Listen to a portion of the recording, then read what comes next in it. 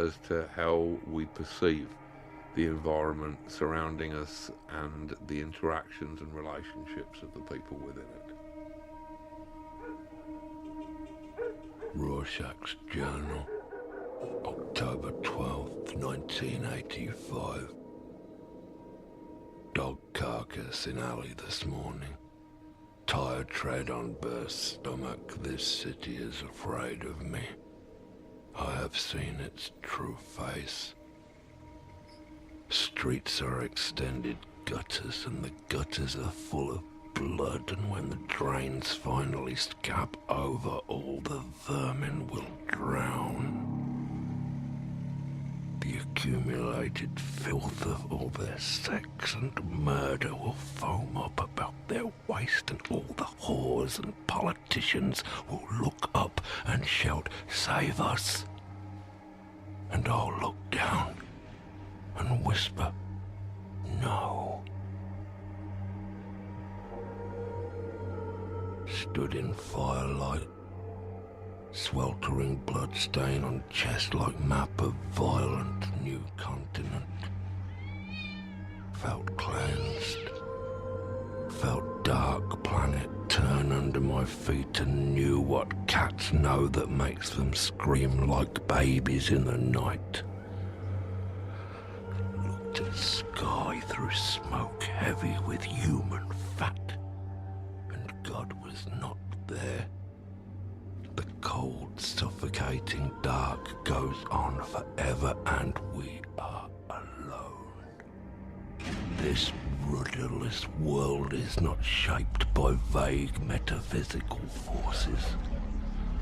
It is not God who kills the children, not fate that births them, or destiny that feeds them to the dogs.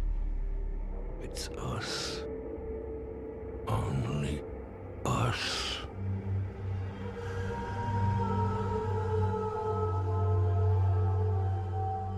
Whenever anybody talks about comics, they usually make a great deal of the similarities between comics and film. And while I'll agree that a comic creator who understands cinematic techniques will probably be a better creator than one who doesn't, I feel that if we only see comics in relationship to movies, then the best that they will ever be are films that do not move. I found it in the mid-80s preferable to try and concentrate upon those things that only comics could achieve. The way in which a tremendous amount of information could be included visually in every panel, the juxtapositions between what a character was saying and what the image that the reader was looking at would be.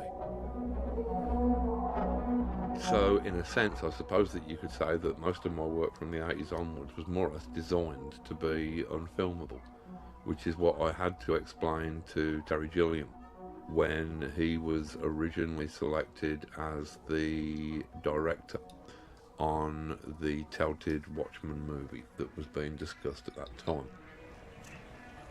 I realised that I was becoming a celebrity, which was nothing that I'd ever expected, given that comic writer was about the most obscure profession in the world when I actually entered the job. The thing about fame is that fame in its current sense had not really existed before the 20th century. Back in previous eras, even if you were very, very well known, that would perhaps be amongst 1,000 people at most, if you were Pope or something. In the 20th century, however, with these massive surges in communication, suddenly a different sort of fame was possible. And I tend to think that what fame has done, it has replaced the sea as the element of choice of adventure for young people. If you were a dashing young man in the 19th century, you would probably want to run away to sea. Just as in the 20th century, you might decide that you want to run away and form a pop band. The difference is that in the 19th century, before running away to sea, you would have had at least some understanding of what the element was that you were dealing with, and you would have perhaps, say, learned to swim. The thing is that there is no manual for how to cope with fame. So you'll get some otherwise likeable young person who has done one good comic book, one good film, one good record, who is suddenly told that they are a genius, and who believes it, and who runs out sort of laughing and splashing into the billows of celebrity, and whose heroin-sodden corpse is washed up a few weeks later in the shallows of the tabloids. I'd never signed up to be a celebrity, and I came to the realisation that it was nothing that I was very comfortable with. I realised that celebrities are a kind of an industry, they're a kind of a crop. Media moguls like Rupert Murdoch or people who run the big networks, they need a constant stream of celebrities to fill column space in their magazines, to fill time upon their TV shows.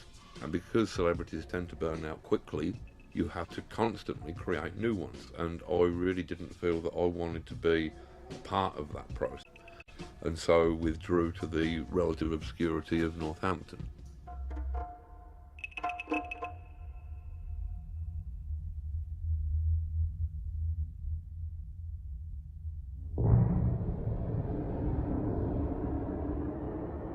On my 40th birthday, rather than merely bore my friends by having anything as mundane as a midlife crisis, I decided it might be more interesting to actually terrify them by going completely mad and declaring myself to be a magician. This had been something that had been coming for a while. It seemed to be a logical end step in my career as a writer. And the problem is that with magic, being in many respects a science of language, you have to be very careful what you say, because if you suddenly declare yourself to be a magician without any knowledge of what that entails, then one day you are likely to wake up and to discover that that is exactly what you are. There is some confusion as to what magic actually is. I think that this can be cleared up if you just look at the very earliest descriptions of magic. Magic in its earliest form is often referred to as the art. I believe that this is completely literal. I believe that magic is art, and that art, whether that be writing, music, sculpture, or any other form, is literally magic. Art is, like magic, the science of manipulating symbols, words or images, to achieve changes in consciousness. The very language of magic seems to be talking as much about writing or art as it is about supernatural events.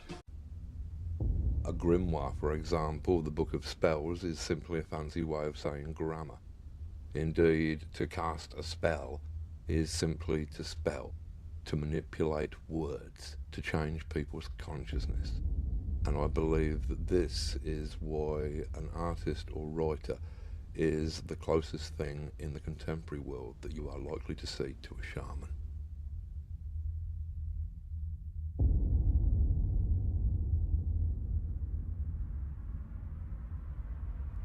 I believe that all culture must have arisen from cult. Originally, all of the facets of our culture, whether they be in the arts or the sciences, were the province of the shaman.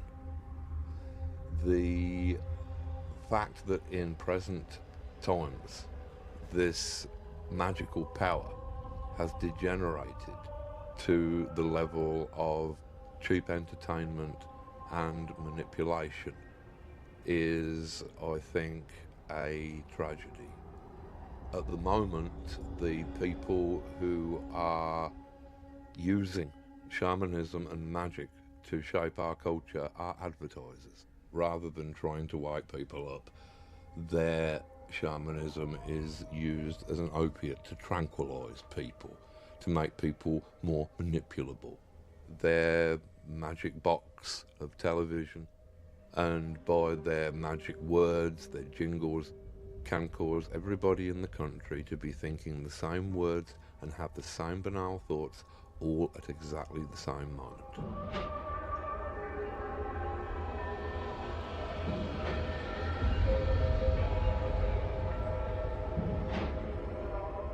In all of magic, there is an incredibly large linguistic component